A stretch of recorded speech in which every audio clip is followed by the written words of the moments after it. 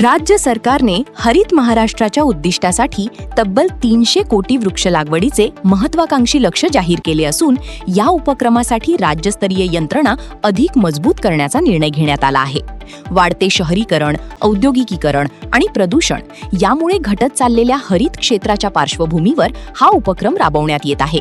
या निर्णयामुळे पर्यावरण संवर्धनाला चालना मिळेल अशी अपेक्षा व्यक्त होत असली तरी प्रत्यक्ष अंमलबजावणी आणि झाडांच्या संगोपनाचा मुद्दा पुन्हा एकदा चर्चेत आला आहे.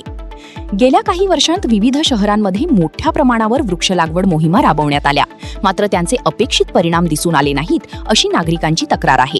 अनेक ठिकाणी झाडे सुकलेली, संरक्षणाची साधने खराब झालेली किंवा देखभालीचा अभाव असल्याचे चित्र दिसून येते. त्यामुळे केवळ झाडे लावण्यापेक्षा त्यांचे दीर्घकालीन संगोपन अधिक महत्त्वाचे असल्याचे पर्यावरण तज्ज्ञ वारंवार अधोरेखित करत आहेत. प्रशासनाच्या बाजूने या उपक्रमासाठी नियोजनबद्ध पद्धतीने काम सुरू असल्याचा दावा करण्यात येत आहे. कंत्राटी यंत्रणेद्वारे देखभाल, नियमित अहवाल प्रणाली आणि अधिक काटेकोर देखरेख यावर भर दिला जाणार असल्याचे सांगितले जाते. मात्र प्रत्यक्षात स्थानिक स्वराज्य संस्थांच्या पातळीवर अंमलबजावणीत असमानता दिसून येत असल्याने या दाव्यांची प्रभावी अंमलबजावणी होणे गरजेचे ठरणार आहे. नागरिकांच्या दृष्टीने हा विषय केवळ पर्यावरणापुरता मर्यादित नसून कराच्या पैशांचा योग्य वापर होतो का याचाही आहे.